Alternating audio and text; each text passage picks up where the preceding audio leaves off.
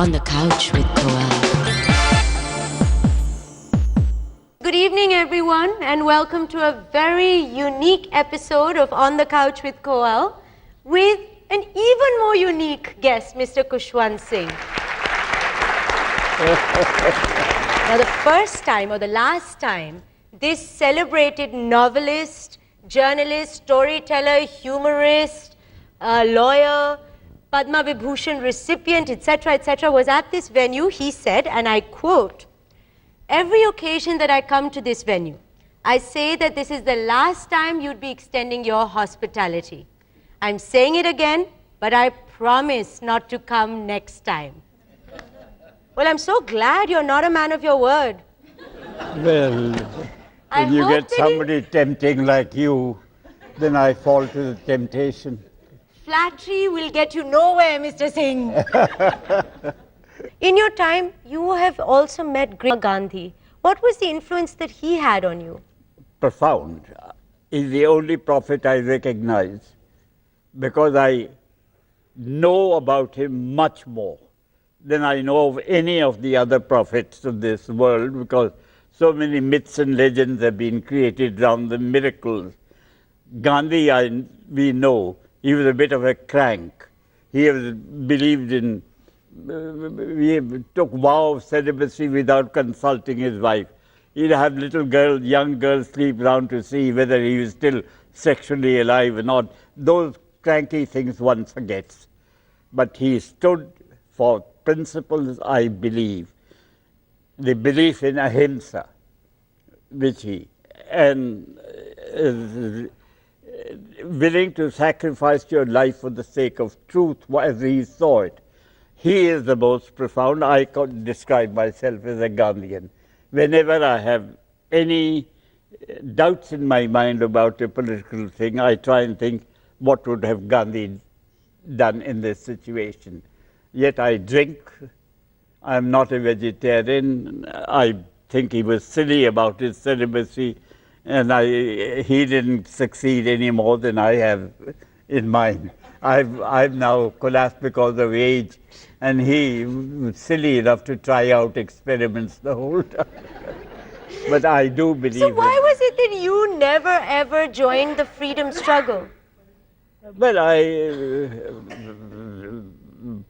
I didn't join the freedom struggle, but I subscribed to the Congress party at that time, at Gandhi's time. I voted for the Congress. I voted for the Communist Party, and now I don't vote at all. Is it true that you actually insisted that an Englishman tailor make a suit for you out of khadi? Yeah. How did this happen? This was Gandhi influence. This is the influence. You go to an Englishman and say, make a suit out of the khadi. Yes, he made a few caustic remarks at me too. When I got married, I wanted to wear khadi, but my in-laws were very devout, loyal Britishers, and they wouldn't have it. So they had my achkan and all made of the best material imported from outside. I lost the battle. I can't fight too much. I'm a Sikh, but I'm not a fighter. Fine. I'm not going to ask you to fight. Now we're going to play a little game. You're going to enjoy this. I will ask you a question. It's called Couch Confession. I'm going to ask you a question. You're going to give me a quick, snappy, and of course, witty answer to this. What are your dreams made of? There's no control over dreams. They're ambitions. You want to achieve something. I too shall something make or joy in the making. Although tomorrow it may seem like empty words of a dream, remembered at waking. I'm working on a novel at this old age. I'm being stupid. I know I may never be able to finish it. But I'm trying hard to finish it before my time comes. Let's hope you do. What are your nightmares made of? Nightmares are usually insecurity. I find myself in a party like this with only my kachan.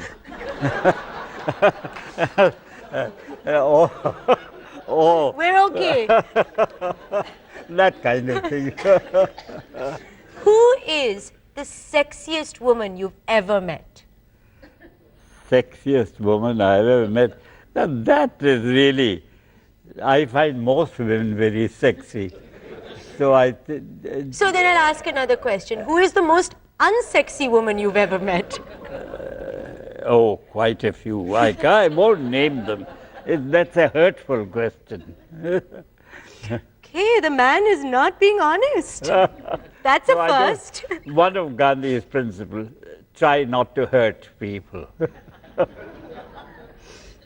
So I don't know whether you'll answer this one. You have said several times, we have so many donkeys as prime ministers. Who has been the biggest donkey of them all? No?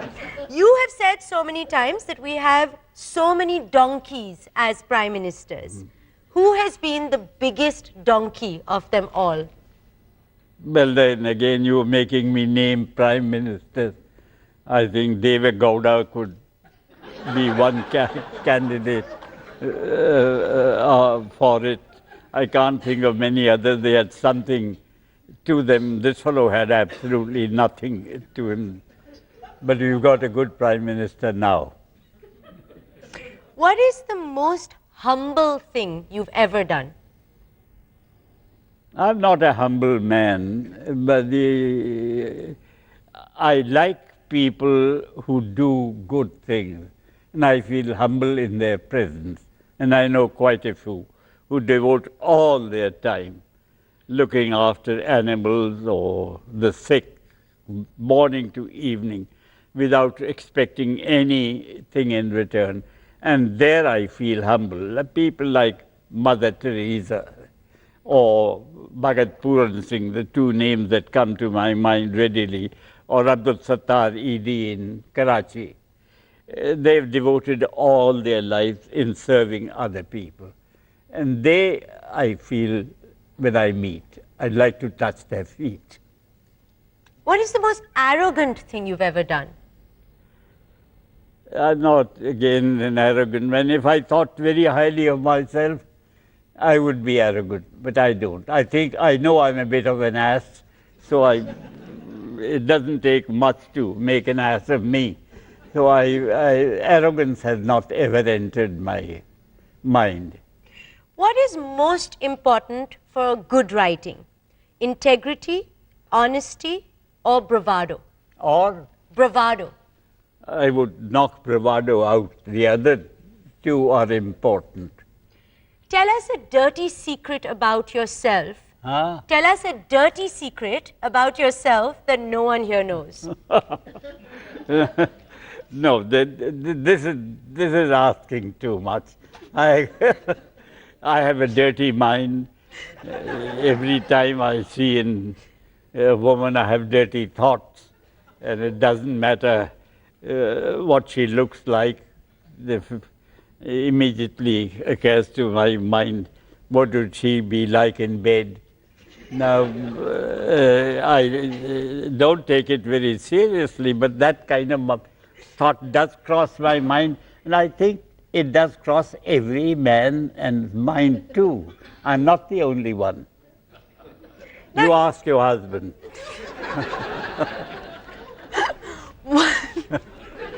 Now, what is it that you think makes you so irresistible? Because you're always surrounded by pretty women. People were begging me to be invited to this event. What is it that makes you so irresistible?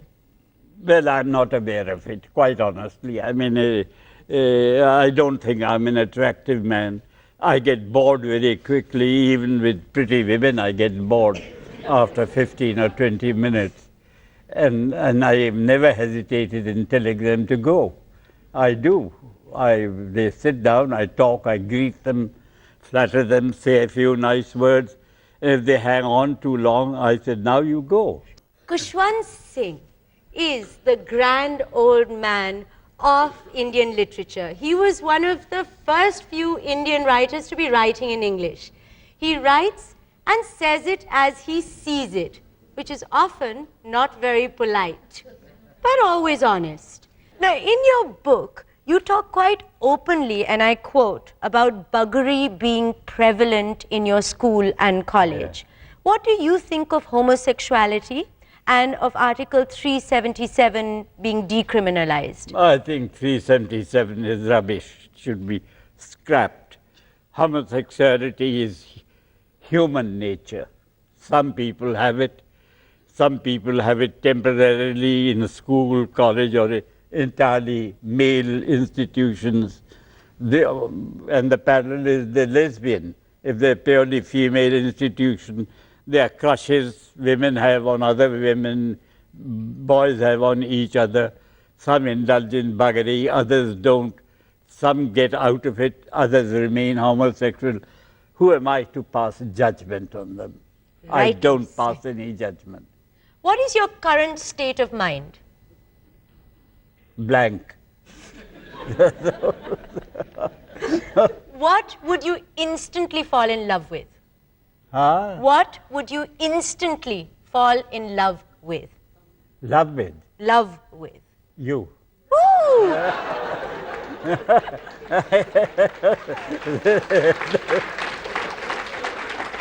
You're making me blush now. That was the idea. Ooh! You really are a dirty old man. On what occasions do you lie? And I don't mean horizontal. When I don't want to hurt a person's feelings, I lie. And I think that's legitimate. Otherwise, I try not to lie. And I do ask myself that when I can't recall when I have lied, except paying compliments is not lying. So you just lied to tell me that you would fall in love with me? Hello? That's not lying. What is your greatest regret? I didn't write more. I wasted a lot of time, my younger days, in studying law, practicing law, then diplomacy. I got nothing out of it. I was a bad lawyer. I was a second-rate diplomat and a third-rate teacher. I also taught in many universities. But somehow, when I started scribbling, it worked. And it's never stopped. I know I don't write anything profound. I write a lot of rubbish, but it all gets published. And it gets read. And it comes as a great surprise to me. And I'm very pleased I can make a living out of it. Which is the book that you wish you had written? My own? No, or just a book that you wish, I wish I was capable of writing so this. many. I read with profound admiration many authors, and I can't even choose. I know the Indian authors write damn sight better than I do. I admire Vikram Seth, Amitav Ghosh. I think very highly of their writing. And I know I can't match them, and many others I can't match. But I managed to sell everything I write. You are a regular diary keeper. What was the last provocative entry in your diary?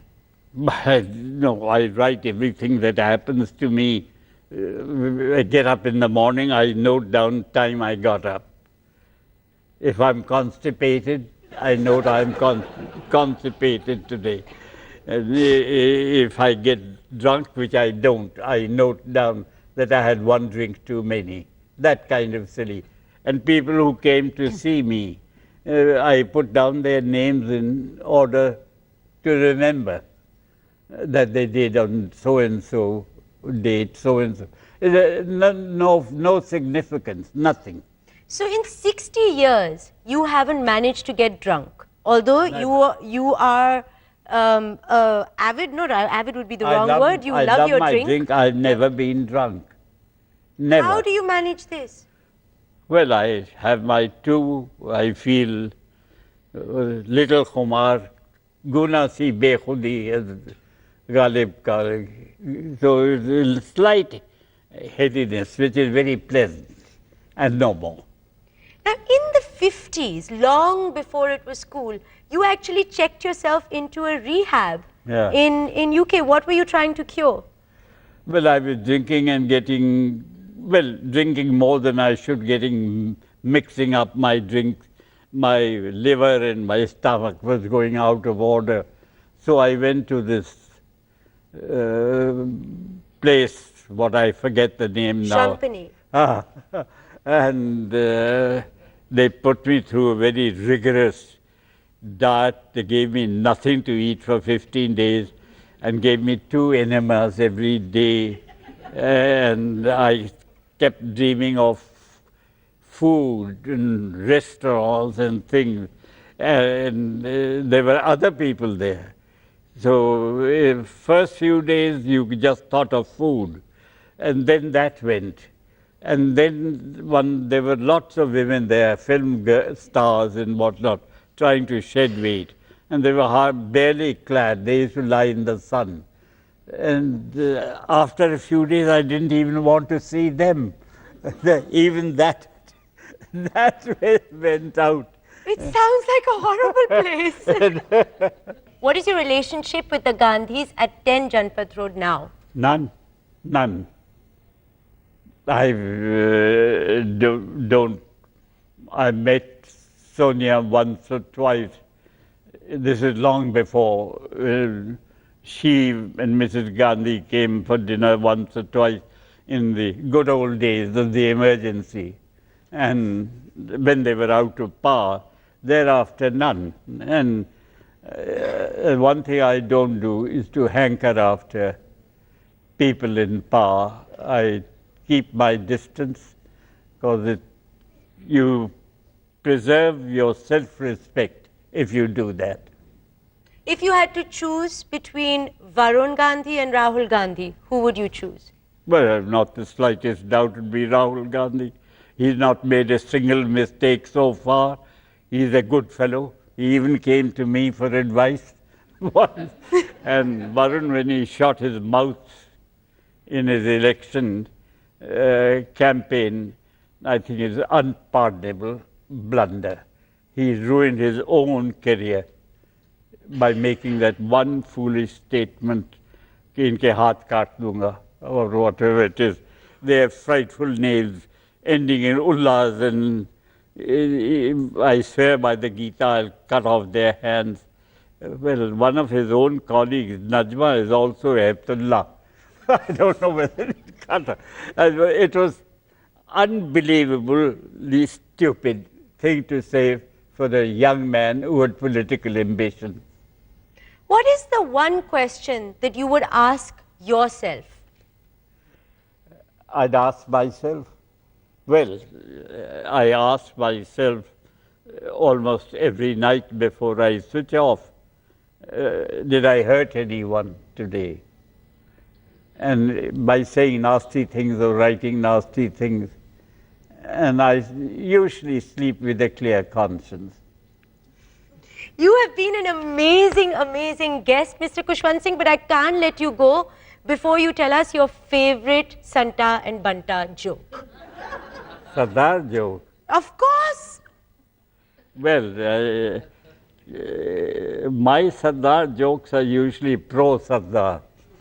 So It's your most moment. Sardar jokes are sort of anti.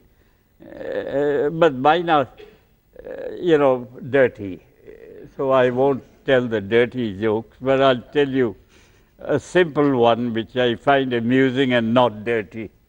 The Sardarji traveling by train, first class, and in front of him there's a Neta type, Gandhi cap, and sitting there. And the bearer came to take orders for tea, so they both ordered tea. Then the bearer brought the bill, the Sardarji paid the bill. The other said, "Main Neta." So the bearer said, "Maaf karna," and no, he didn't pay. So came dinner time, they both ordered the dinner. Sardarji paid the dinner bill, and the other fellow said, "Main Neta." Usne kaha, "Ji, maaf karna." So Sardar said, "Look, this is wonderful. I'll try this again." So next time he was traveling, he didn't even buy a ticket. So he got into the train. When he got to the other end, in between came the waiter, and he ordered tea, and he said the same, and he brought the bill. Sardarji said, "Main Neta." He said, "Maaf karna." So he said, this is working. When he got off, the ticket collector was also a Sikh. So he said, ticket, ticket. So he said, ticket kaisi? मैं नेता. तो कहने लगा, तू कैसा नेता? कि मैं इंदिरा गांधी. तो कहने लगा, जी माफ करना, नाम तो बड़ा सुनया सी, दर्शन आज ही होए ने.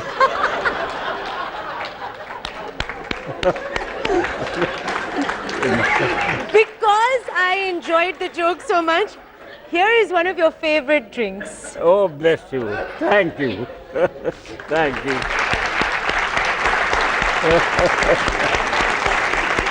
You took more than half an hour. Well, you were too irresistible, what can I say? On the Couch with Koel.